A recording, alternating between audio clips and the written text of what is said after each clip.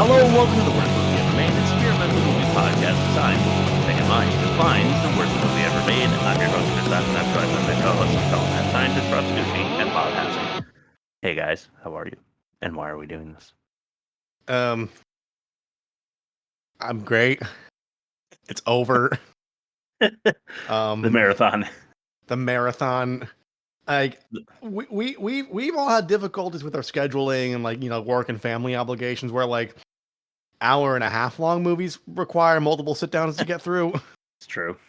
And this was that times 9, 11 times 50. Bob. What's up, Bob? Yeah, I'm doing all right. Not too bad. It's the big season, so we're doing big stars and big muscles and big sets and just big. And we're doing Troy, the movie Troy, which had a big runtime, and we made it though. As I said, it was a marathon. We are all Troy athletes, if you will. Yeah. You like that? Like triathletes, but with the movie title. Right. We're gonna have to do 300 at some point, aren't we? Yeah, probably.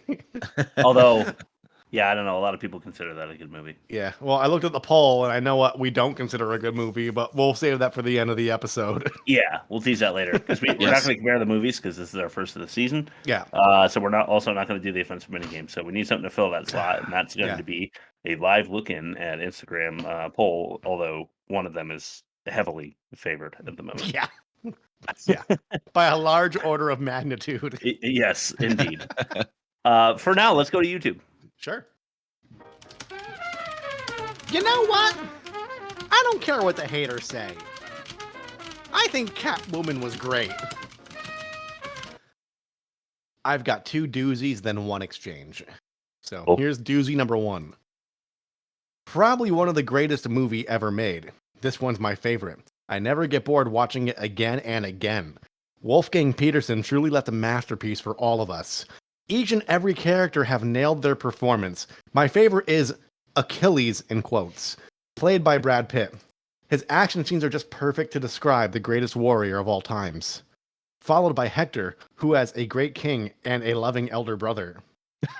Period. Favorite movie quote.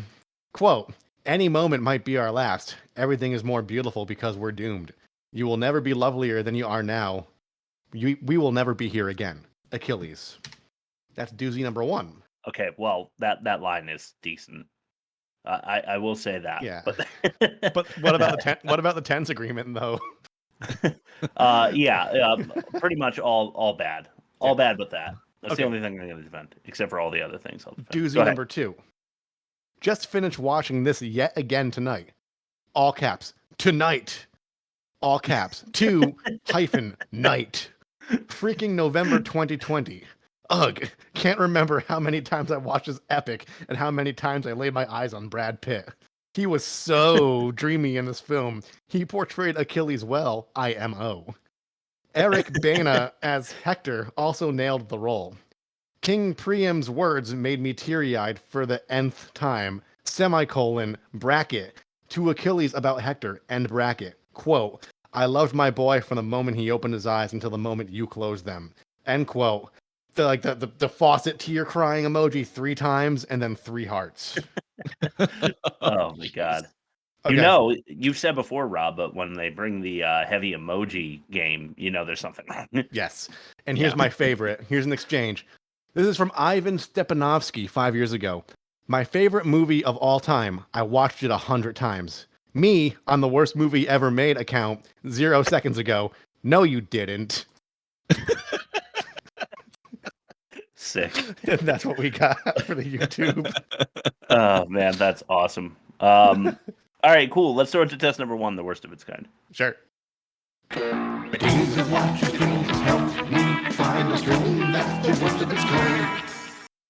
You mentioned 300. It's funny. So did the suggested movies on the streaming service. Gerard Butler, a 61%. So it is better than 50. It's heavily flawed. I think it would be podcast fodder. We could talk about it. I think we've done bad movies in the 60s too. Like, I feel 60s, like Hard Target was like 62. It's a gray area because 60s like cult status. Like it's maybe mixed reviews, but like it stood the test of time. after the initial review process. Yeah, like The Crow. Yeah, my God, so awesome that movie. Stank and Tintin and the other guy. Stank and Tintin. The Last Samurai with Tom Cruise, a 66. So we haven't left the 60s yet. It's all right. Yeah. I always think of that Mooney bit from Chappelle's Show, which I can't repeat on air. Yes. Oh, okay. The Last Blank starring Tom Hanks. Oh, God. Russell Crowe in Gladiators. So we're moving up the ranks here. A 79%. I happen to thoroughly enjoy that one myself. I don't know if it holds up, but I liked it when I saw it.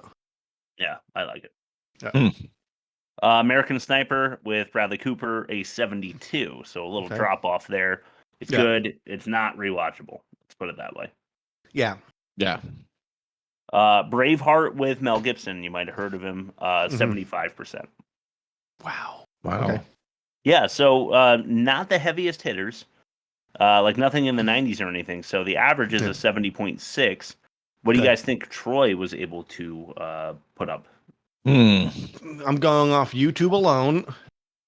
And if someone watches a 3 hour and 16-minute movie 100 times and they're not lying, I'm going to say I got like 102%.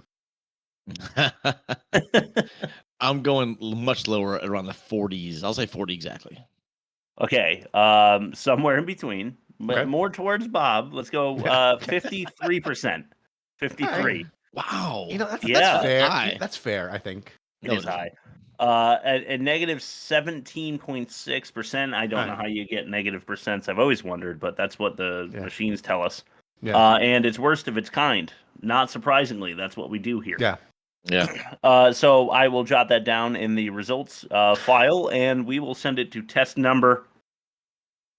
Oh shit.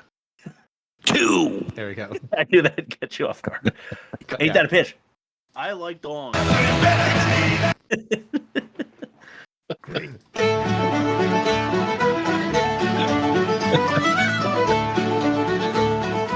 Now ain't that a pitch? That's what I get for messing with Rob. Yeah. Rob, you should go last, right? Yeah, I told you guys I think I'm gonna win this because it's amazing. So you guys go first. Bob. Okay. Yeah, I'll go first. Me, you? Okay. All right. There once was a man named Achilles, and a king whose face gave me the willies. Talking, fighting, talking, eventually some marauding. Don't make me watch this again, please. All right. It was. That's good. That's actually really good. It is good. It was way too long. Yeah. Oh, what a man is that man, Brad Pitt. More of a man than the men that he hits. Gets sneaky with girls. But in this old world, all the romance angles are pure shit. Yeah, oh, that's good. I'm less confident now. Right. Mythological stories end up in Hades. The river Styx is where they're dipping babies. The facts have been checked. The Greeks invented sex, but the Italians introduced it to ladies.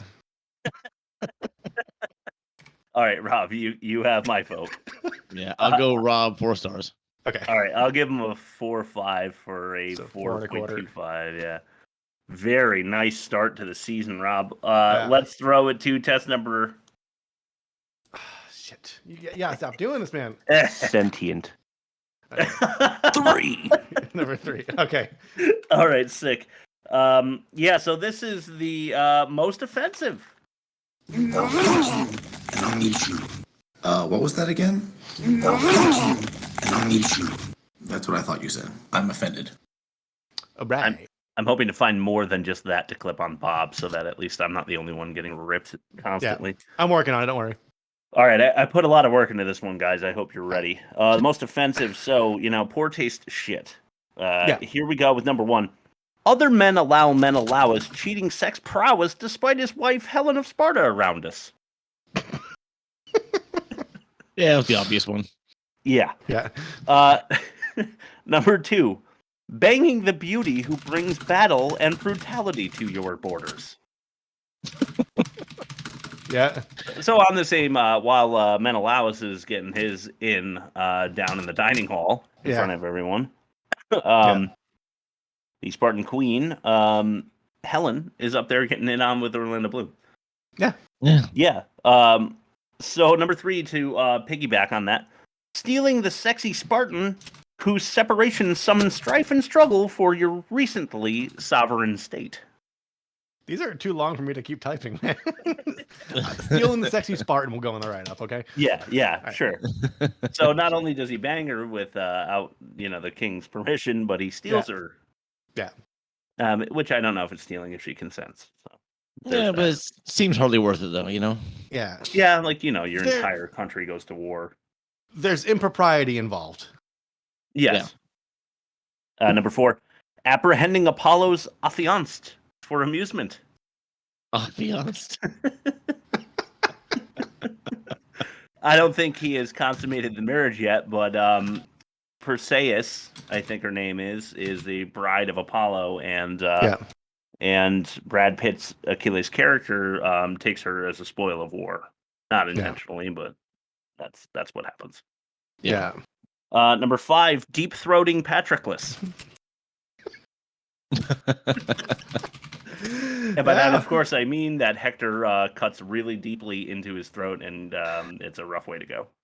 Yeah. Of course, he thought he was doing it to Achilles, but we'll get into that later.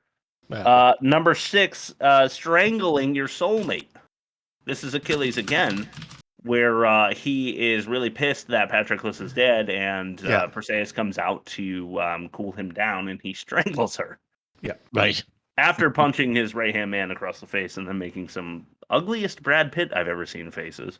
Yeah. Mm-hmm. Number 7, dragging the defeated through the dirt. Yeah, that was pretty rough. Yeah, that was bad. I mean, it's enough to kill him, I think, but yeah, they're really into like insulting the corpse back in the day. Yeah, they are. Insult to injury. Yeah, definitely. Number 8, Twilight torching of Troy through trickery. Ah, yes. 12 days of funeral games. Yeah. And then on the 13th, the morning, at 2 a.m., or whatever, they unleash hell on Troy in tomfoolery fashion. So number 9 is a clip, and then I'm going to ask for mentions because this is all I have. This one is Achilles talking to like an 11-year-old boy, and I think it's a little off color. Let's go to the clip called Dis. Are the stories about you true? They say your mother is an immortal goddess. They say you can't be killed. I wouldn't be bothering with the shield then, would I? A Thessalonian you're fighting. He's the biggest man I've ever seen. I wouldn't want to fight him. That's why no one will remember your name. Poor kid. You're going to die and your kids won't even know who you are. Oh, man. Really horrible. You guys have anything you want to mention before we move to test number 4? No. Just like the overall, I hate this kind of history, and like it might be why I'm not into like the whole like fantasy or like just like the epic like the epic old time like Greek and Roman god war type of things, because you don't know they said any of that. It's not even like the historical inaccuracies of like whether the thumbs down means kill him in Gladiator or the thumbs up means kill him. Like, yes, kill him. He did a great. He like they always flip it and mess it up. Yeah, they do. Right. Like they're like intimate conversations that were not documented or recorded. It just takes me out of it, and it offends my sensibilities. Like you don't know said that. You weren't there. I do like those history. Those moments in history that they're documenting here, but probably not at all realistic. Yeah, I'm with Rob. It's just I don't enjoy it because I can't suspend disbelief at all. Yeah, there are some things here in this movie that are very hard to go along with, and the catch-all will feature a few of those thoughts from me. There's a Kurt Cobain authorized biography called Heavier Than Heaven or something like that. Heavier Than Heaven. And like they walk through like his final moments. He's like, he had 3 sips of Dr. Pepper before like doing this and that. Like, you don't know he did that. Yeah. You don't know. Like there was a can of Dr. Pepper at the crime scene. Maybe you don't know what size his sips are. Like that's true. You don't know what size his sips are. It was that could have been one authorized biography. Yeah, could have been 1 gulp. He was stoned out of his fucking mind. So, he could have poured it out to the gods. Yeah, that's right. poured one on the ground for the back of his skull. Oh god. Oh jeez. I like Nirvana. That's fine. I'm a fan. We're cool. We're cool. I don't. Test number 4, the worst dialogue. 4. Yeah. Nice. It's the worst dialogue. Like I'm cheaply trying to get as much usage out of those shitty clips I send you as possible. All right, these are all clips, man. Right. This dialogue was, in my opinion, not the worst we've ever seen, but there was it wasn't bad.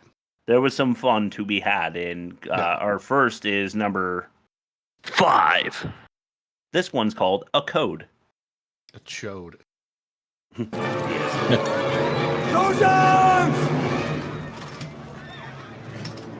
All my life, I've lived by a code. And the code is simple. Honor the gods, love your woman, and defend your country. Troy is mother to us all. Fight for her!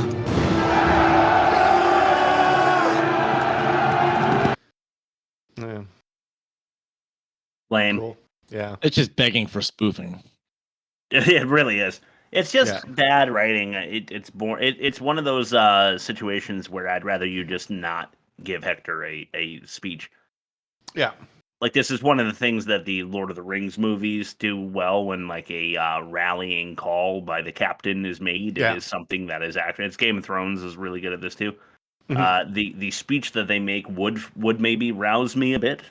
Mm-hmm. In this case, if I'm behind Hector, I'm feeling like, that's the best he's got. He's probably been writing this. He's probably got... What else do you do when you're the prince who needs to make this speech during your day when you've got... men to get ready for war, you write the speech, right? Yeah, that's right. And that's what he came up with. I feel like maybe a little less confident in his abilities. Yeah. I think Love Your Woman is just like, it just seems really out of place. It really does. Like, love your woman, wash your face before your privates, and socks before shoes. Yeah. Wipe nut to butt. All right, next is number 4. This one's called Lose Yourself. 4. With the music, the movie, never let it go. Yes. What if we left? Tonight. Right now. What if we went down to the stables, took 2 horses and left? Ride east, keep riding. And go where? Away from here. I could hunt deer, rabbit, I could feed us. This is your home. You left your home for me. Sparta was never my home. My parents sent me there when I was 16 to marry Menelaus, but it was never my home. We'll live off the land. No more palaces for us, no more servants. We don't need any of that. And your family? We'd be protecting my family. If we're not here, what need is there for war? Menelaus won't give up.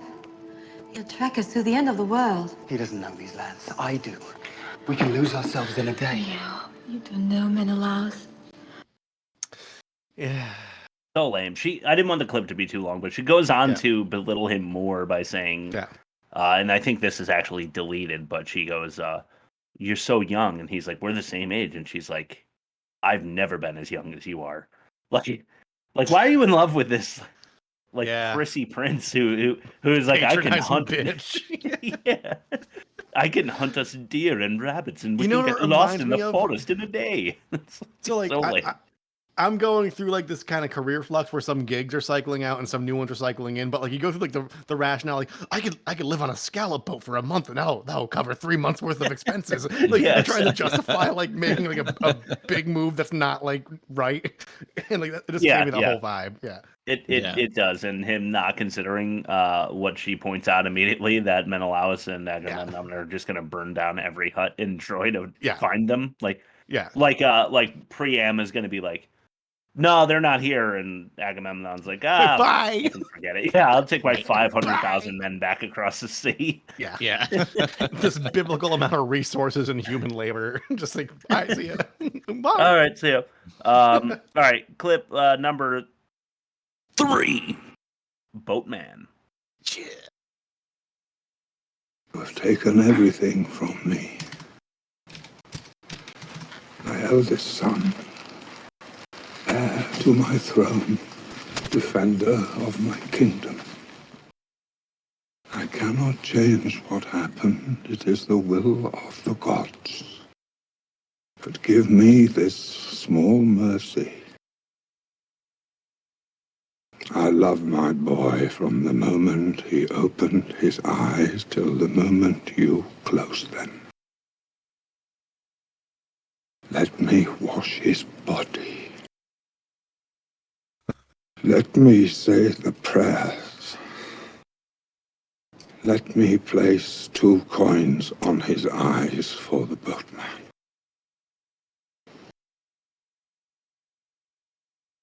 If I let you walk out of here. That was the emoji on the YouTube I was trying to describe. Yeah, the pouring tears. Yeah. I get the idea, like that ceremony, and it's a little weird now, but that's what they did then. It's just weird now. Too weird now.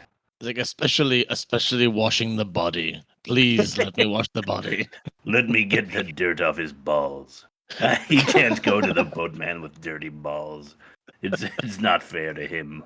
And then I'll put coins on his eyes and check his scrotum one more time before I sign off. Dust off his flaps. Speaking of which, how perfect is clip number? Oh, God damn it! 2. This one's called Sack. Mighty Achilles, silenced by a slave girl. Tonight, I'll have her give me a bath. And then, who knows? You sack of wine! Before my time is done, I will look down on your corpse and smile.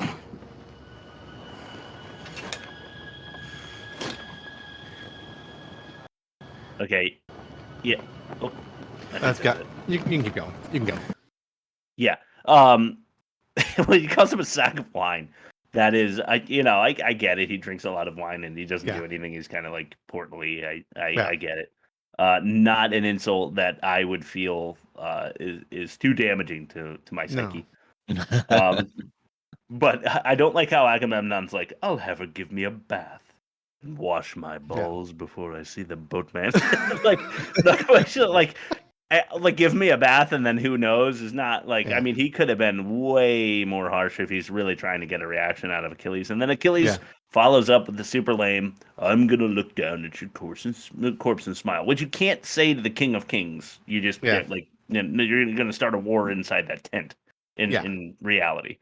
You know, like that's treason. You just threatened the king, blah, blah, blah. But all of that clunky shitty. I'm cheating with clip number 1 because it's deleted. I couldn't believe how bad this was, though. This is called Ajax. This one deserves a drum roll. Oh, yeah, it does. I am Ajax, breaker of stones! Look upon me and despair! When people are in the heat of war, I don't think they're trying to delicately deliver, like, because like you're saying this to someone who's immediately going to get their head cut off. They're not going to remember what you said, you know. Like, I'm the bringer of despair. Is anyone listening to me at all? Did you get that? Did you get that? Yeah, he's like looking up the hill. When I stabbed through the heart, did I look cool? Did I look cool when I did that? How was my line? Was my line good? Yeah. So lame. I see why they deleted that. Yeah. I that was my first viewing of that particular line, and it makes sense that they cut it. And maybe I shouldn't have included it because they made the decision to get rid of it before the theatrical release. Yeah. Unfortunately, just like Terminator 2, I know I've seen Troy enough that I know every part that's not part of the theatrical release because I like it. Yeah. What does that say about you, Chris? Hey, look, I'm doing a podcast episode about how bad it is. All right, Hey, I understand it's an addiction, and I need an intervention, guys. That's what this is. Between 2004 and 2020, how many YouTube comments did you write on the Troy trailer? Just one, and it was about how many times I've seen the movie, but I think I exaggerated a little bit. Yeah, a little bit. All right, let's throw it to your ad read. Oh shit. Okay. Today's episode of The Worst Movie Ever Made is brought to you by movies that are an hour and 45 minutes or less. Something you could sit down and watch in a single sitting and then move on with your life. Not Troy, not 3 hours and 16 minutes. Troy, how many fucking times are they going to repeat that thing about nobody forgetting his name? Why, Chris? Why? At any rate, we're all patiently waiting for death anyway, so at least we ran out the clock a little bit. Chris likes dongs. That's not very nice. I didn't think... Look, the runtime is officially 2:43. We had the extended version. I mean, 2:43 is still horrifically long. But... So long. So I looked too, Bob. I could not find the theatrical cut on YouTube for sale. It was only the director's cut for sale, and you couldn't rent it. You had to buy it. And I was like, fuck, because I wanted the caption, so I was gonna spend $3 and watch it. Yeah. But yeah, no, I didn't. I was gonna spend $16 on this, but they don't want you to see the theatrical cut for some reason. I don't know why. I don't know either. Yeah. Maybe they want you to see all the money they put into it. Yeah. That extra half an hour was like $2 million, probably. It was like $20 million. Maybe more. Yeah, seriously. Yeah. They put a lot of fucking money into this movie. But I'm wondering what it is that Bob deems the worst production, so let's send it to that test number. What number is this? I don't even know anymore. 5.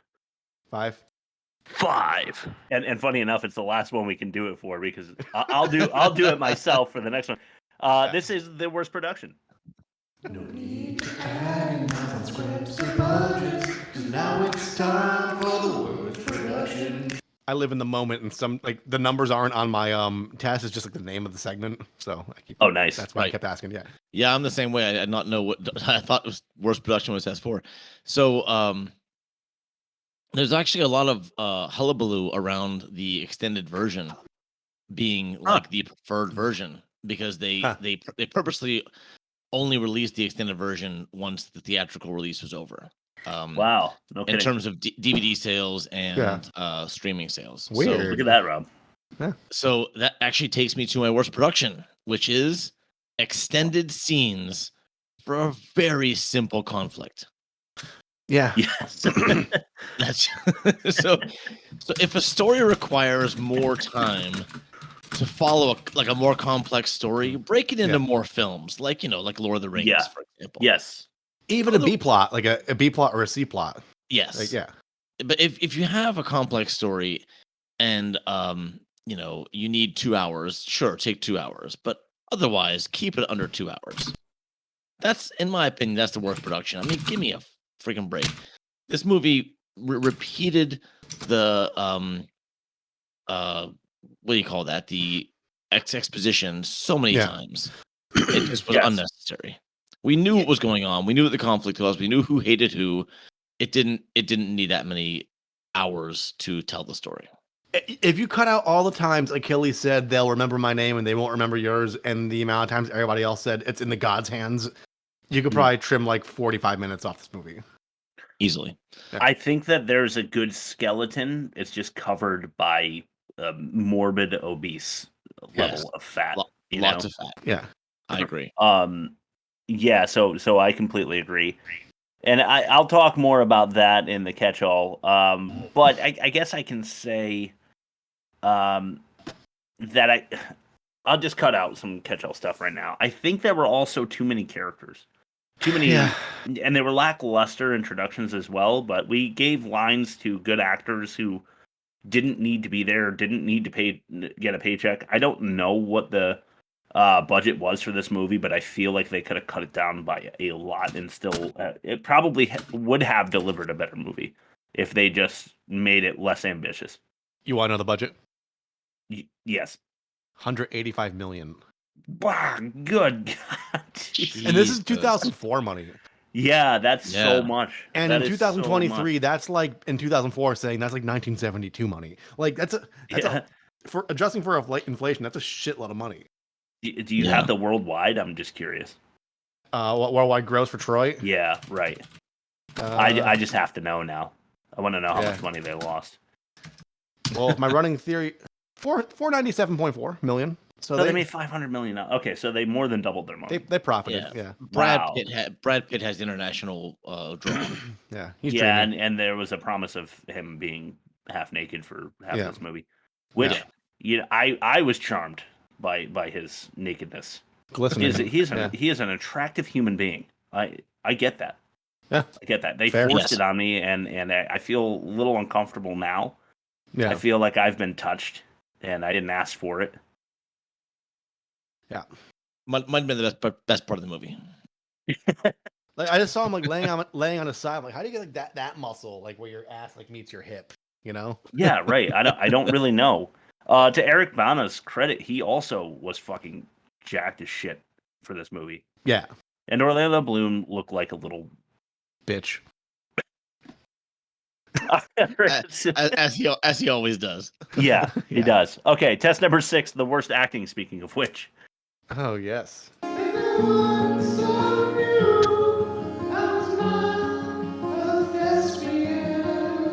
going to replace this one in the next week or two, I think.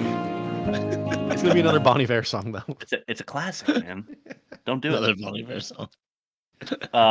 All right, yeah, so I just mentioned how Orlando Bloom is going to be featured here. Mm-hmm. A 2 out of 3. So let's start with 1. We'll see if Orlando Bloom is featured in this one. I called it, kind of for the YouTube audience, I called this one Fly in the Room. 1. Fly in the Room. Before you came to Sparta, I was a ghost. I walked and I ate and I swam in the sea. I was just a ghost. You don't have to fear tomorrow.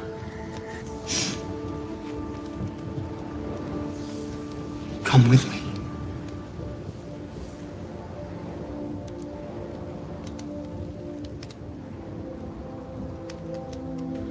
Don't play with me.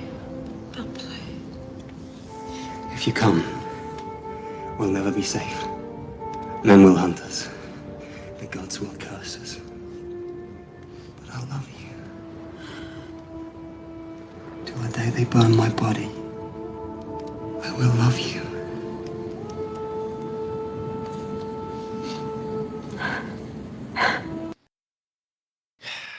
Okay, so the reason that I call it Fly in the Room is because Orlando Bloom, if you don't know, if you haven't noticed, does this thing when he's acting, and it makes me feel as though he's one of the worst actors to hit like a list that I've ever seen. He goes like he says something and then he wants to look like he's really emoting or he's contemplating, or Joey from Friends would call it smell the fart acting. I'm going to give Erin credit for that because I was just talking to her about how Orlando Bloom does this, but he searches the room. Like I called it Fly in the Room because it's like he's following a fly right when he's making some major statement. So he goes with his eyes. He's like, I love you, Helen. And then it like refocuses and it's so frustrating. It's like such a cheap trick. That's supposed to look, and he does it as Legolas as well, but he's supposed to be kind of stoic, and it works a little better when you're an elf than it does like a human vagina in Prince Paris. So that I don't know how you guys feel about Orlando Bloom, but I don't know how he got Lord of the Rings. He got this. He got Pirates of the Caribbean. I just don't understand because I think he's terrible. Yeah. It's the thing that someone pointed this out to me about Seinfeld and it made me like it like 5% less. Where Jerry always kind of has a little smirk before like his delivery. Yeah, before, like, the punchline and the laugh. It's like Seinfeld is knowing. Yeah, it's like the self-referential almost, but like and Seinfeld is forgiven because that's kind of the point. But and this is like Troy, Yeah. That explains the awkward makeout scene that we saw. Between him and Helen? I think he's still following the fly as he's trying to make out. Yeah. Yeah, he thinks it's in the mouth. He's trying to catch it with his tongue. Yeah, he's just fucking awful. It reminds me. You guys ever see the Hillary Clinton video where she's like following a pizza? Oh wait, no, it's not Hillary Clinton. Although I think she also has a weird one. It's Winona Ryder. When she's like accepting an award for Stranger Things season 1 or whatever, she goes out and she's like on drugs or something, and she's like, and somebody like put a slice of pizza there. And she's like, she's thinking about stealing. Probably. Yeah, probably. I could have 3 awards if I stole these 2 over here. Shoves them under her flannel, her Joyce flannel. All right, well, I'm gonna leave Orlando Bloom alone for now, and then we're gonna switch our focus to some actor who I don't know. This one is clip number 2. It's Patroclus. We're going home?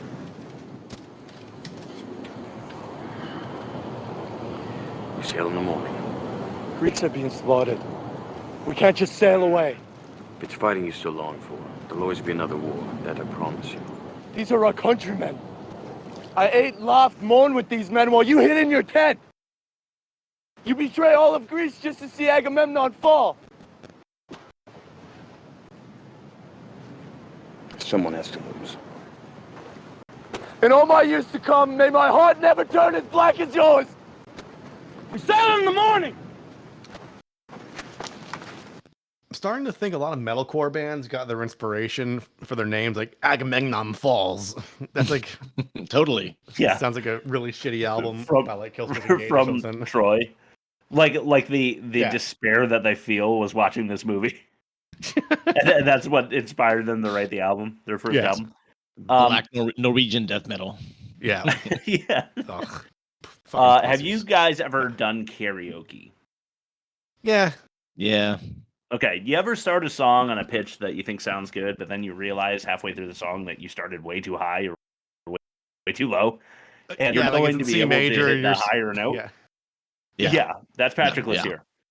He starts with a level of emotion that is it almost feels right when he starts, and then when he realizes he has to ramp it up after Achilles is like, we're sailing anyway, he's like, no, you have to. Like, my mic's gonna cut out, so I can't even go as like insane as he does there. But like, he almost loses his voice because the actor didn't realize he was gonna have to go to a higher pitch, which is weird because it can take multiple takes. Yeah, so it surprises me that was the end product. And it's funny you brought up karaoke because like the thing I always like tell other musicians, like when they try doing something ambitious on stage, is like when you practice, you should be punching up, but when you perform, you should be punching down. Like you should be like playing well within your comfort zone, right? Just so you can throw a better show, not like just staring at your fretboard. And like I feel like he went and he came in to do like the technical song before warming up. Right. Yeah, exactly. That is how I feel. Like he was really going for it. And I understand it was the heat of the moment for Patroclus. Like he should be really upset. But I couldn't when he was like, I laughed and ate and mourned with these men, but he says moaned. And it's like, boy, this has gotten off into a very strange place. Yeah. Yeah. and then I saw the men and I washed their balls before battle so that they didn't before have dragging my sack before they across went. their face.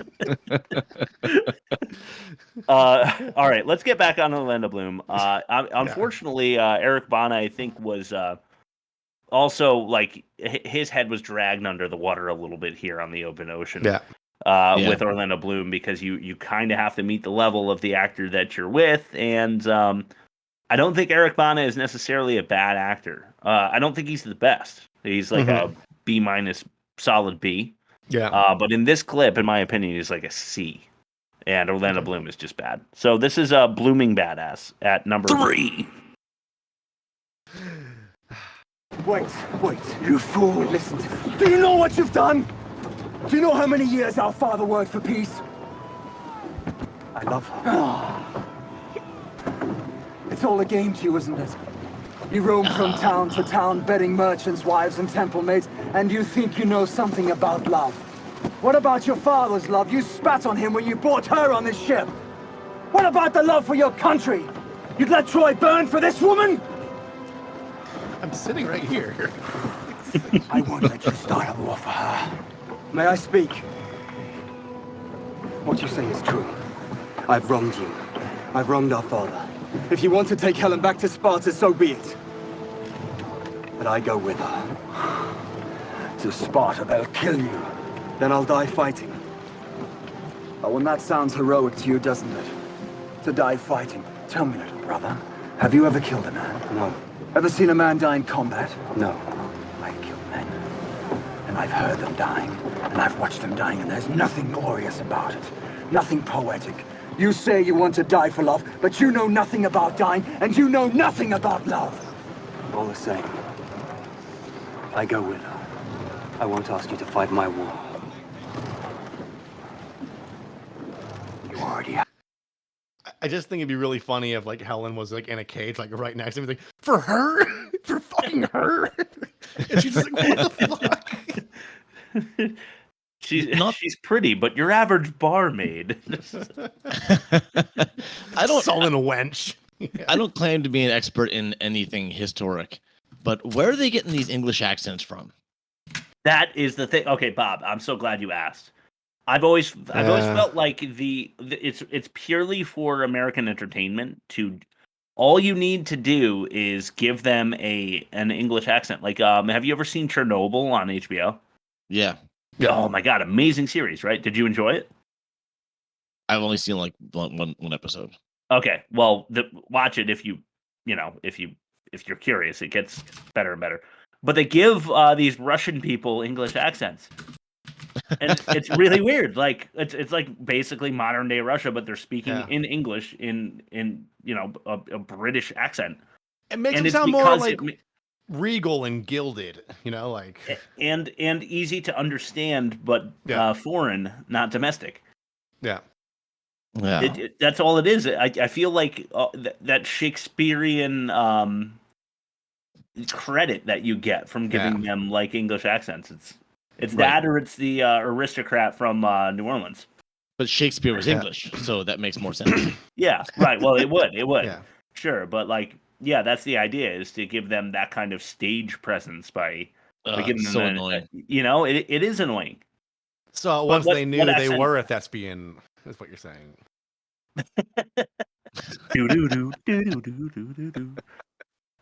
Yeah, I think Orlando Bloom is really bad there. Yeah. And I think Eric Bana is given lines in this movie that he's forced to deliver to the best of his ability, but nobody monologues like that, stream of conscious, No, he don't. It's all things that he would be thinking, but he would not be able to deliver that diatribe like he does. Yeah. So it just is not realistic at all. That's what we have for the worst acting. You guys, I want to mention Peter O'Toole, who plays Priam. He goes a little overboard for me as well. Yeah. There's a scene. It's right after Hector is killed by Achilles, and Achilles is strapping him up and ready to drag him back to the shore. And they show Peter O'Toole, Priam, on the castle wall, and he is fainting literally from the shock of his oldest son dying in battle. And they show him, and I did clip it, but I didn't send it because there would be no dialogue. Because they also show Orlando Bloom's like hazy-eyed stare into the sky as his reaction to Hector's death. Yeah. But Priam goes, it's like the most dramatic, ridiculous. He shakes his head, no words, nothing. He just he falls into Gallus or whatever, like the first commander of the army.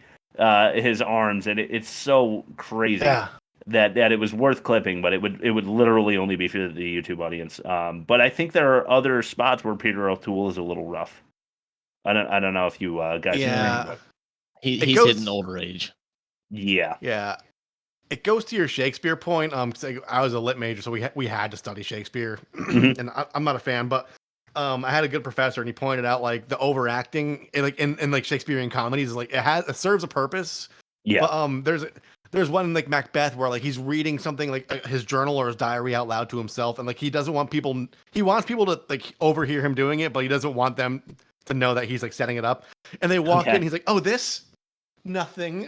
Just like, like, "Oh, that over there," and he just puts his foot on it and like slides it off the screen. You know, all I can see is Kelsey Grammer doing that for some reason. Yeah. I feel like it's very Kelsey Grammer. Yeah. Okay. It is. I feel like I need to speed us along because I've been verbose. We're Fact or no fact? We're at a good clip right now, just so you know. Oh, good. Okay, good. I won't panic. Bob is a liar. He will lie to confuse us, but he will also mix lies with the truth to attack us. His attack is psychological and powerful. I forget what I called fact, no fact. Oh, Boy Troy. I called it Boy Troy. Boy Troy. Because I felt the same way about Brad Pitt. Yeah. I'm just a sexy boy. Sexy boy. I'm not your boy, Troy. Boy, Troy. So I wanted to make an all Orlando Bloom fact, no fact, but it didn't work out. So damn. Thank you. So fact, no fact, we're looking for the one fact out of the 5 lines I'm about to read you. So figure out the lie, bastards. All right, first one. Orlando Bloom was the only main character to have a stunt double. Everyone else did their own stunts. Okay, second one. Historians took issue with one of the women having obvious implants. All right. Number 3. Brad Pitt actually tore his Achilles tendon during production. No way. Okay. Fourth one. Only 50 extras were used in the battle scenes. All the other bodies are digitized clones of those 50 extras. Okay. And the director's first choice for Achilles was actually Christian Bale. Ooh, that's good. Okay. Those are my 5. So I have a problem with 1 and 3 immediately. If Orlando Bloom was the only main character to have a never mind. I read it wrong. I was gonna say, well, then that means Pitt did his own stunts. So never mind. That actually that works. So yeah. Historians took. See, I don't think historians would have taken issues with breast implants because like every soldier was airbrushed. So I don't think start there. First of all, that's fair. Like they're airbrushed, glistening, and have like fresh off the factory belt armor. Like if you've been walking through like seas and traveling and all that, like that should be rusted and corroded and stuff, you know. So take issue with that first. Pitt tore his Achilles tendon. I want to believe that, but I think he's been in other movies where like he's had to like run and like do like exert himself, and like that even if you have like the best resources available, you do need like a long recovery time, and he was pretty prolific in that era. So just based on how prolific he was, I'm not sure exactly what movies he was in during that time, but I'm gonna call BS on that because I think Fight Club was earlier than that. But like it was earlier than that. Okay. I believe the 50 extras. First choice for Achilles was Bale, and like Bale, because that's pre-Batman. Yes. Yeah. So he was like machinist weight at this point. So, like, based on that alone, like, if they did choose him and then they saw what he looked like, they'd be like, "Fuck no," and pick Brad Pitt, because he was like 128 pounds, eating nothing but black coffee and apples for a year. So yeah, they might have first cast him for Paris. Yeah. I'm gonna go with the 50 extras used in battle scenes because I think that's a common practice. I think that's a common practice. That was mine. So, well, you could do it too. It just narrows our No, margins. I won't double down. We have to win some, man. We got him last week. Yeah. Okay. Right. All right. So 50 extras. That's we until I win, and then it's me. Yeah. Exactly. Your teamwork. Got it. Oh man. Yeah, I'm just kidding. I'm definitely a team player. Definitely.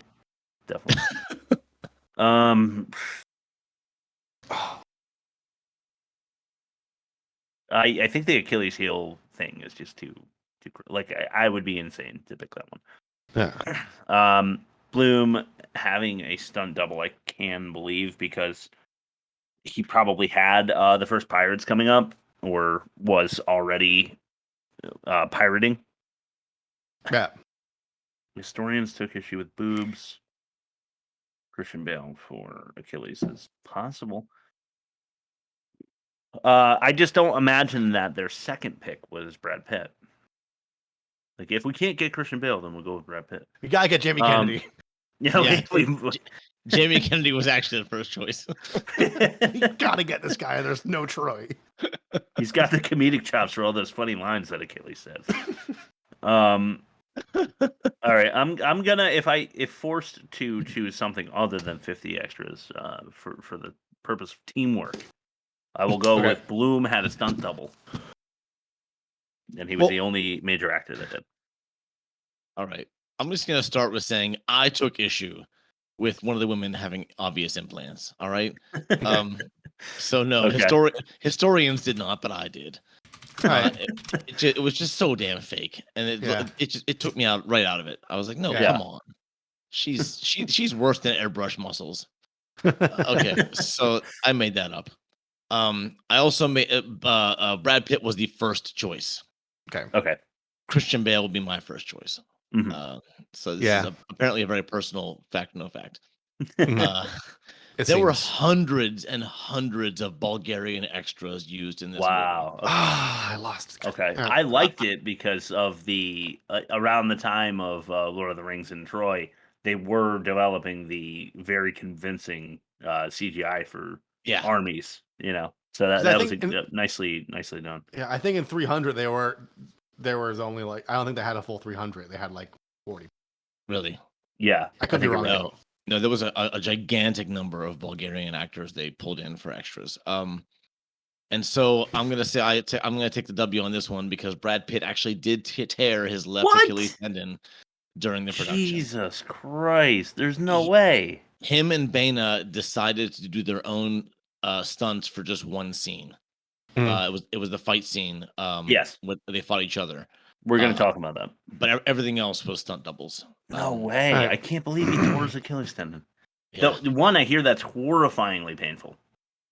His name is Achilles, and I know Achilles' problem is the Achilles heel of legend. And apparently Brad Pitt got an amazing shape, as you can see. Yes. He worked months and months to get into that kind of shape for this movie. So it's amazing with that kind of definition and strength that he could tear a tendon. Yeah, I figured it wouldn't happen.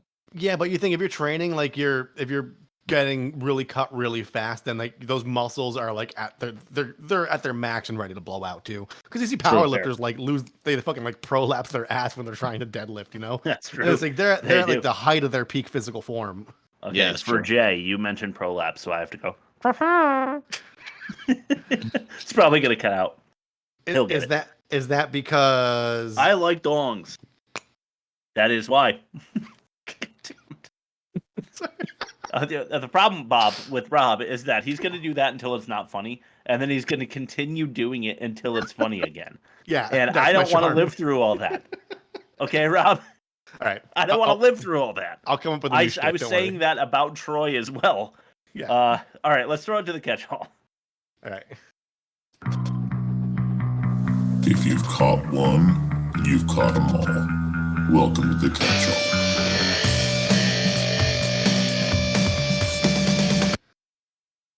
Richard Cox looks funny in a chariot. He looks funny in this whole movie. He does. His armor is just way too big for him. Yeah. When was the old manor, and by that I mean the 1 versus 1 warrior situation that decided the fate of entire armies? Entire countries. Yeah. I don't know that ever was a tradition. Your best man against my best man. I mean, I get your country if mine wins. By the way, you already know mine is Achilles, the man of legend. I could see that being a thing where, you don't know what other wars they have brewing up on the docket, So maybe he was trying to spare his. If we lose, we could just we could bail and go back and train and take over that way, Maybe. So I don't know. But they lose their lands. Yeah. Okay, so this is tropey. I didn't do a trope section because I didn't feel like there was enough. Maybe I'm wrong. Yeah. But when Brad Pitt kills Boagrius, the giant man with the huge muscles and stuff, he's 7 feet tall or whatever. He goes, Is there no one else? You know, and he's yelling into the whole army. What did that remind me of? Take a guess. Anybody got a guess? It's we mentioned the movie very early this podcast. 300? Something from 300? Braveheart. Gladiator. When he goes, "Are you not entertained?" to like the kings and whoever he's entertaining. I did love that scene though because I just something about the charm of someone like who's just like super petty and like not really into what they're doing, but they're like beautifully skilled at what they are. Yeah. It's like seeing an angry magician, like it's like he's like, all right, fuck you guys, come on. He like fucking gets dressed, like rides over there, just fucking ices the guy and like walks home, like fuck off. And he literally pulls the rabbit out of the heckler's ass, like just a spot. The guy's like, the leaping collarbone stab was sick. Yeah, really cool. Many good actors, including Brendan Gleeson, who is Menelaus, who I love. I've mentioned him before. He's in Gangs of New York. I think he's been in an episode or two of the show. John Shrapnel, who was Nestor, I think. He was good. Richard Cox, Peter O'Toole, where I wrote meh. And Sean Bean was really good. They're all like hitting home runs in their scenes, in my opinion. They're doing a good job. They're just fed too much drama for too long, and it just gets boring. Yeah, I think you want his name to be Richard Cox. It's actually Brian Cox. Oh, is it Brian Cox? Okay. I think you just want it to be Dick Cox. I want it to be Dick Cox. That's definitely true, man. Because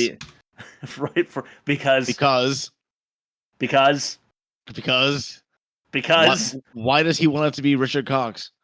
Because sorry, my son woke up and I was just trying to do something circle. I'm so sorry, guys. Because there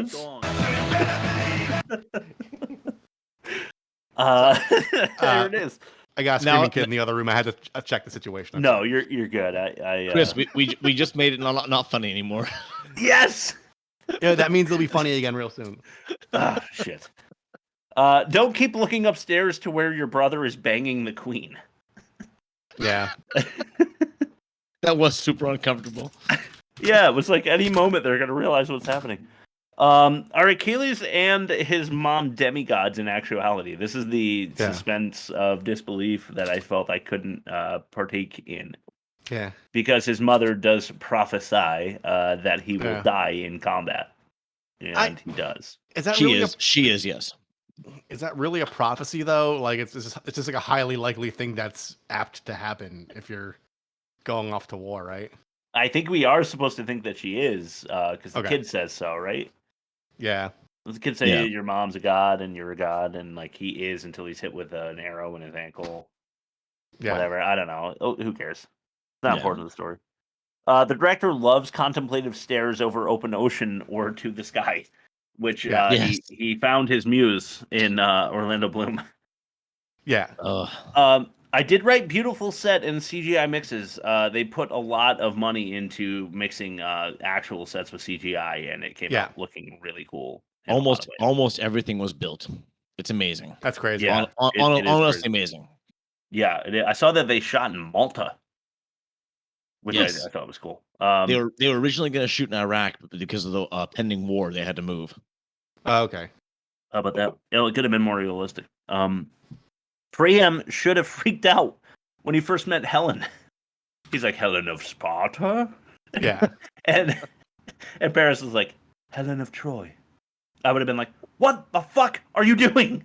Our entire country is now at war thanks to your pussy grabbing. God damn it. Vincent Reagan is Achilles' right-hand man. Okay, so, he's the other leader of the Myrmidons. He's the captain, other than Achilles. And he, I wrote, is the right-hand man, because he's also the right-hand man in 300, and he plays a key role in Sons of Anarchy, which is all right. Yeah. But he also looks like the healthiest crack addict ever. He does.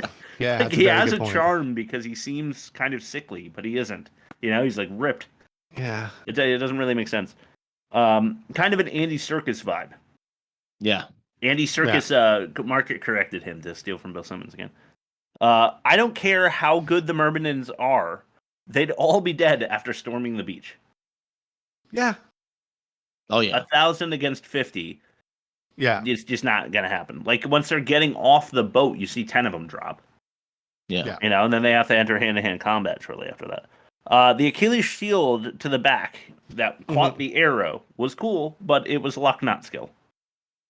Yeah. So is this a nod to his godhood, his demigodness? Yeah. Like he can't die because he just so happened to luck into surviving all these things? I don't know. Yeah. That's given too much credit. Okay, fair enough. This is the way my brain works.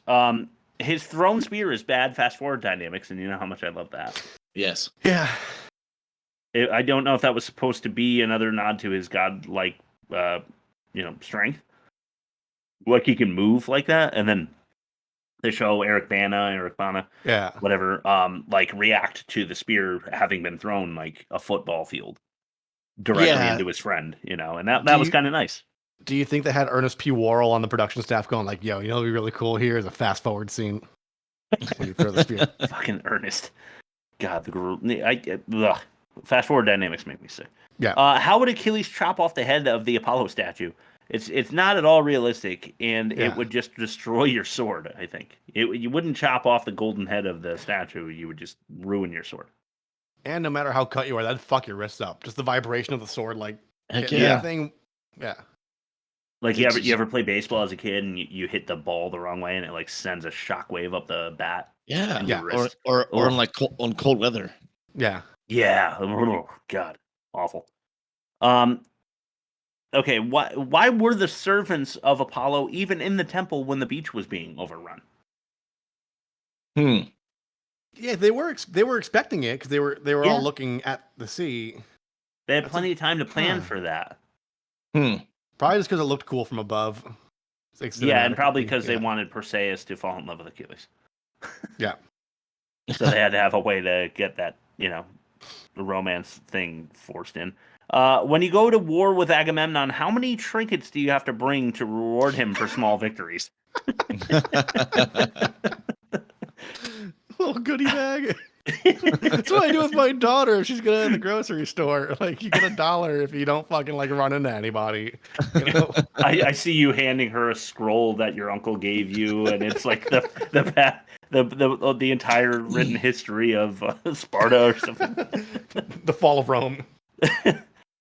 Too many screaming, singing women over ceremonial pyre funerals, in my opinion. Oh, yeah, I didn't like that. This was something that the Gladiator movie popularized, I think, is that like, it's kind of sound in the background as like really emotional things are happening. And they went to that. It's always like the Locrian mode, which is like in like Middle Eastern music. Yes, which doesn't always seem to make sense. Yeah.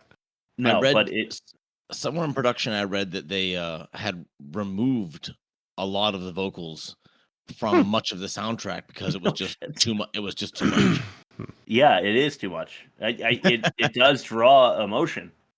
If you do it right, but it's way too much here.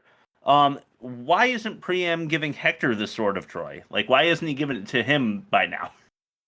He gives it to Paris, and he's like, "This is the sword of Troy, and I think you're the best and most likely person to carry our gene pool." It's like, I don't know. Have you seen your son Hector, who kills everyone when he fights them? Like, maybe if you gave him the best sword you have, he'd do even better. Yeah. It's a handicap. Yeah, it gives him 10 strokes off his 18. Yeah. The Agamemnon reactions to Menelaus sunning Paris are priceless. So when he's like, when Menelaus like takes the shield away and like drops his own shield and stuff, and you go to Brian Cox, not Dick Cox, and he's like, "I like dongs." Damn it. Anyway, that's really. You guys call me out, so I got to be sharp now. So that's true. But yeah, I thought that was really funny. The Menelaus victory / his death, Paris is a little bitch scene is good storytelling. I think if they had more of that, it would have been a better movie. So they set up and this is where you see David Benioff, Rob, who you mentioned to me, is one of the writers on Game of Thrones. You see the brutality and the good storytelling here, where Paris is too much of a bitch to face his death, even though he promised Helen that he would. Yeah. So he goes scrambling back to his brother, who does the only thing he can do, and he kills Menelaus. And I thought it was a somewhat emotionally gripping scene where you really hate Paris, even though you'd do the same thing. Yeah. Like he won't die without. Neither would I, but like you're supposed to back in the day, right? And I just thought it was good storytelling. They needed to spend more time on the smaller but passionate army versus the larger, purposeless army development that they teased but didn't develop. That's also good storytelling. They didn't do enough with that, in my opinion. They spent too much time talking about legacy and that living in the time of giants and this kind of remembering my name. Exactly. Yeah. It sounds like a Metallica song they'd write now. Yeah. Yeah. There's no way all the troops would hear the sporadic commanding officer's commands. Oh, exactly. Oh man, I hated that. Back to the ships, and the entire army turns around. How the fuck? The armies know to allow one-on-one combat mid-skirmish. So somehow both armies know that Ajax and Hector are going at it, so everybody stops to watch. Yeah. Like you're just about to thrust your sword into the guy who had an advantage on you, but you're going to let that rest. Hold on. And then start it up again in a minute when we see who wins that fight. Another instance of unimaginable sexual stinkiness. They could have benefited from some porn water in that Achilles hut.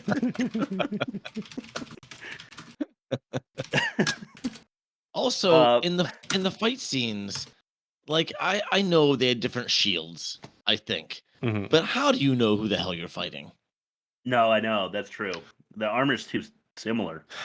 Yeah. When you get turned around and all of a sudden you're fighting your friends. Yeah. Yeah, I think if it's fight or flight and like you just see like a torrent of swords being whipped around, like I think you're gonna perceive everything as a potential threat. Yeah, especially when an army that big, you don't know everyone. You're not gonna know who you're on your side. It is a bit like you and your buddy meet at a bar, but you're both wearing the same shirt. Yeah. Like the two armies show up and they're wearing the same exact armor and they're like, fuck, we have to fight anyway, but one of us is going to have to change. We'll be back. And then Agamemnon takes his entire army back. 500,000 people. And the dumb army plays skins and the other one plays armor. Yeah. That's really good. Do rolling fireballs do a ton of damage? Because I kind of feel like it would bounce off of me and like burn my arm a little bit, but then I'd be more pissed off than dead. Yeah, it like I imagine it'd be like if like you got like someone threw a football at your chest, like it'd knock the wind out of you, but like you're not gonna.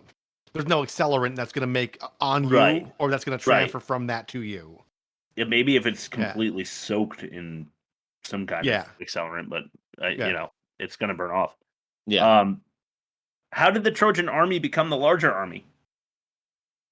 Future. Past. Future? Past. Yeah. Yeah, they show up at the shores to, fight back the Greek forces, and suddenly there's like 4 times as many Trojans as there were. And I didn't really understand that. Patroclus isn't jacked enough to fool the Myrmidons, and I'd also like to see how he first convinced them to follow him up the sands. By not saying anything, because he'd either have to do an Achilles impression really well, in a less jacked body. Yeah. Like I just don't understand how that went down. Enough war for today, guys. Yeah.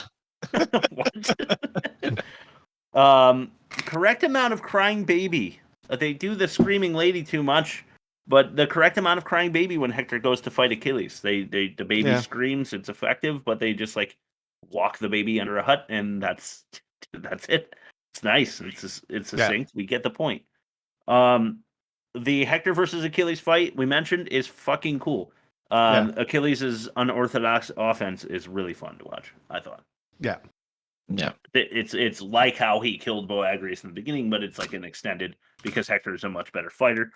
You get to see Brad Pitt show off his what he achieved over those few months of getting in shape. Yeah. The deaths are good and quick. No unnecessary acting spotlight, really. Yeah. Priam gets it, and it's a little rough. Yeah. Yeah. But Hector dies, and he just dies. You don't have to see how good Eric Bana is at dying, because you just die when you are stabbed through the heart or whatever. You just die. Odysseus gets the Trojan horse idea from a guy carving a wood toy. Yeah. I just figured that out. Yeah. Yeah, he's like looking at the guy who's like carving a toy for his son, and he's like, a toy horse, a wooden toy horse, a wooden horse, an empty wooden horse with the joints built so close together that no one could see the 50 warriors we would hide inside, and we would put it inside of Troy as a gift to the gods, and they would accept it, and they would bring it in, and then we would sneak out at night and wave a flame, and we would all get in through the gate that we just opened. It's like, yeah, I feel like that's a little bit of a stretch to me. Yeah. Just building that in general just seems completely difficult. It does. Yeah. But here are the issues I have with it. One, look at the giant bay where the enemy could possibly hide all of its ships before you decide to take the thing in. Look inside the horse monument. Yeah. Just take a peek. It's hollow. Look inside there. And then the gaps in the wood, as I mentioned, would allow people of Troy to see people inside. There's just no way you wouldn't catch a little, glance of somebody inside the horse. It just never would work. This is a fable. This never really happened. Yeah. And I keep thinking of that meme where it's like, I was just trying to look it up just now, where like, there's 50 guys in there, like, and they know they're gonna get them. It's like, do you think that there's like 4 of them just like giggling, like they don't know what's gonna happen? Yeah, one guy like farts too loud, and everybody in Troy is alerted. The guards would wake up. There's just too much like clanking and slitting and screaming. Yeah. Cool shot of the army entering Troy, though. It's kind of like a drone shot almost. It's like one following shot of all the people running in, and then we go over the palace wall, and then into like the citadel where they're stabbing people and stuff. It's kind of cool. Yeah. Why Achilles? Okay. Apparently, I am someone else when I write this. Why Achilles climbing walls out here? Why? I'm just wondering why. Def Jam comic all of a sudden. Yeah, right. Helen on a hill with 30 remaining Trojans is a funny thought. Yeah. It's like her and then 30 people looking over the landscape to their fallen city, and they're sitting there with her like having their meager breakfast, and that's the last of the food that they brought with them. And they just turn to her, like, what do they say? Too Legolas adjacent, I wrote. Yeah. When he gets the bow and arrows. Yeah. Trojan warriors be bitches to carry that. Yeah. Paris loses to Menelaus. Gallus loses to Odysseus. Hector loses to Achilles, and Priam to Agamemnon. That one's cheap, but kind of counts. It's just these are supposed to be amazing warriors. Like, you know, Gallus at one point was like, I would put, 1 Trojan against 5, whatever. And then they're like, we're still outnumbered. No. You lose in every major one-on-one. Yeah. Except for Hector takes out Ajax. But barely. Right. Very gnarly beheading by Achilles on one of those cards that are with Agamemnon. Yeah. The Achilles heel and the death was awkward, in my opinion. Apparently, he did tear his Achilles heel. But it felt to me like Brad Pitt's Achilles had a lot of life left in him when Paris and Perseus leave. Yeah. He's like, no, it's okay, go. And he's like, yeah, I'll be all right. Everything's going to be fine. And then he's just kind of like... Maybe it's following Crow rules where like it wasn't the tendon or the crow, but it was like the wish fulfillment. The revenge had been fulfilled, and then... oh, yes. He did give him peace in a lifetime of war. Yeah. That's true. Yeah, too much credit, good to see Agamemnon die, but Odysseus especially thinks so since he's going to get the hookup of like Troy and all the armies. So Sean Bean's character doesn't die in this movie. Go figure. He inherits like everything. Yeah. Good for him. Yeah. That's all I've got. You guys want to mention any thoughts that you have before we finish this one up? No,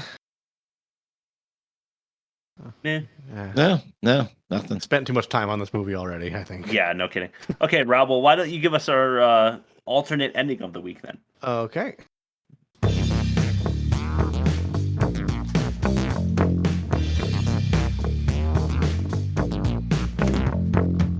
Rob's alternate ending. Oh, yeah. So we mentioned David Benioff, and yes. I used to have a big book collection. I sold most of my shit, but when I moved from Connecticut to Nashville, I have this short story collection called "When the Nines Roll Over." There, it's somewhere over there. Yeah. I'm gonna read you a paragraph instead of my alternate ending because the writing is so excellent, and I don't know what happened in Troy. And it's like, see for yourself. All right. The first horror, 4 years old, on my knees by the side of the bed, saying my evening prayers. When I finished, I opened my eyes and saw, through the window's glass, a man with a terribly burned face staring back at me. I ran to my parents' room. For a minute, I could not work my mouth, but finally I told them what I had seen. My father joked with me, telling me how trees look human in the dark. He switched on the outdoor lights and stepped outside. I wanted him to stay, and certain the burned man would hack him to bits, but my father only laughed. When he came back inside, he was grim-faced, slid the deadbolt into place, left the outdoor lights burning. My mother asked him what was wrong, and he muttered that there were footprints in the snow. She called the police while I went upstairs for his shotgun. Okay. That's amazing. What happened here? He didn't have enough autonomy. Yeah. Because like that's like that one paragraph, like I kept that book for that one paragraph because it's like, oh, that's fucking awesome. It is awesome. Yeah. Because of course you're led to believe that the father is going to dispel the child's notions of a burn-faced murderer outside the house. But of course you come to learn that there probably is one, and now you're left with wondering how what the fuck happened. Night concludes. Yeah. Yeah. And yet in 3 hours 16, none of that. Yeah. But what happens with Paris and Helen? I need to know. Who gives a shit? Now they're roaming the hills of Troy with no army, right. And oof. Yeah. Okay. I'm gonna leave it up to you guys. We can skip bad credit names this week or do them. They're not great, but I have some. Might as well do it. Tradition. Okay. Okay. Tradition. Future. Past. Bad credit names like. I'm Harvey Manfred Johnson. Go. It is nice to get the bumper there. Yeah. Nikki Penny. Okay. Good. Guy List. Okay. Saffron Burrows. Okay. Okay. Quinny, and this one actually makes a lot of sense now. Quinny Sachs. Oh, nice. Lebo Boo Majodi. Boo is the nickname. Zebedee Massey. Zebedee. Zebedee. Doodah. Zebedee Bop Bop. The Bulgarian Women's Choir. Yes. Was credited. Okay. My wife actually has CDs by them. No shit, really? the Mysterious Voices of Bulgaria. Do they just go like for it cuts 3 out hours every time you do it? Yeah. She actually used to. Out, damn it. Yeah. She actually used to put it on outside during Halloween for trick or treaters because it was so haunting. Nice. Wow. What if I do it from back here? Nah, you're clipping out. I'll send you guys. I'll send you guys a Spotify song. I'd like you to. I'd like to hear. Okay, last one I have is Robert Chuck Finch and William Wick Finch. I assume they're brothers. Yeah, I guess so. Chuck and Wick. Yeah. Huh. Kind of weird. We do not compare the movies this week. Yeah. We can play the bumper if you want. Let's just go ahead and do it because I like the voice. We love it. Time to compare the movies. Time to compare the movies. Does sound crisp. No minigame either. Next week, let me take a live look in. Although I'm sure that it's too late. Last time I checked, it was a particular movie winning by a very significant margin. Well, I can't see, but yeah, it was like 70% The Phantom. Oh, the 2006 what is his name? Billy Zane. Oh, Billy Zane. Yeah. This was his shot at the A-list. He's he's the bad guy in Titanic. He's Rose's shitty husband to be in the Titanic movie, and he's also in Tombstone. But he's like an actor, like literally an actor he's acting as an actor in Tombstone, and he's not a bad guy. And I tend to like him. I think he portrays his role effectively, but apparently in this one, not so much. I've heard legend. My my aunt Grace Lynn, Sissy, colloquially, I hate that word. In my family, that's what we call her, Sis. Shout out, she's an avid listener. She suggested this to me a long time ago, so I finally got around to putting it on the poll, and it won. So let's check it out. I can't wait. It's 2006, I think. No, I was in like middle school. 96. Yeah, 96. I think it's 96. Oh wow, okay. Yeah. But it's big. It's big budget, and it's a big shot for Big Billy Zane to hit the A-list. And I think he big time fails. So big movie. I had a Sega Game Gear, which was like their answer to Game Boy. Okay. And one of the cartridges that came in like the startup pack was the Phantom.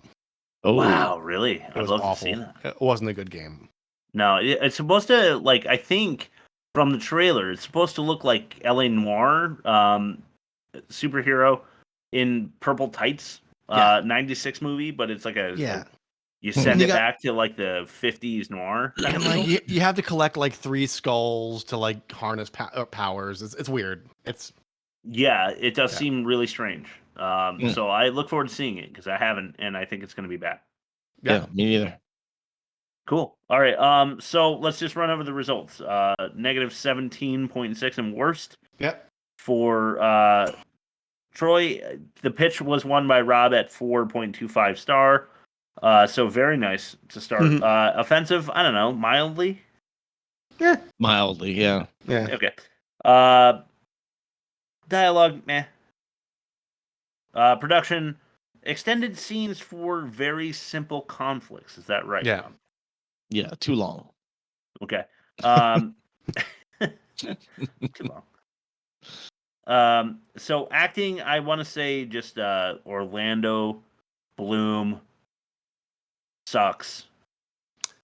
Make that the demerit as well, in case we need it later. I did write down length for demerits, but cool. Orlando Boo. But I'll also write Orlando Boo under demerits. So we've got add a few extra O's on there. Boo! Yeah, all right. Boo! Boo! You murdering murderer! You lying murderer! South Park. Got it. Yeah. Well, I don't know what you were doing. I don't think we mentioned it, and I just saw that episode recently, so it came to mind. So there's your South Park bingo. Yeah. All right. I think that wraps it up for this week. So thank you, as always, for listening. Check out our YouTube. Subscribe. Go to what, Rob?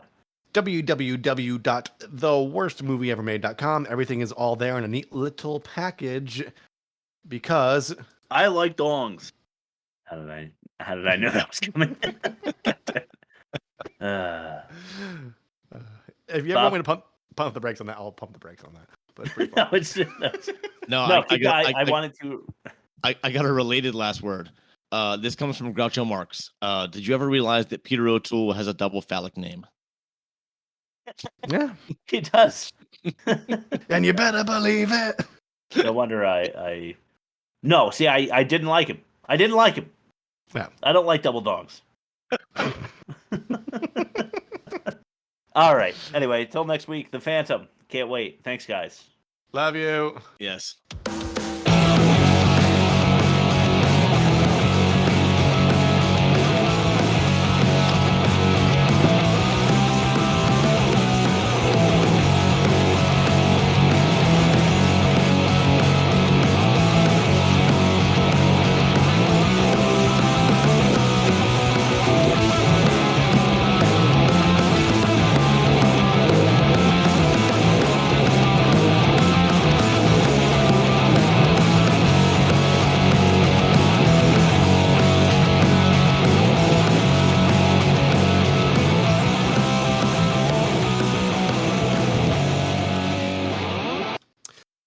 Nice.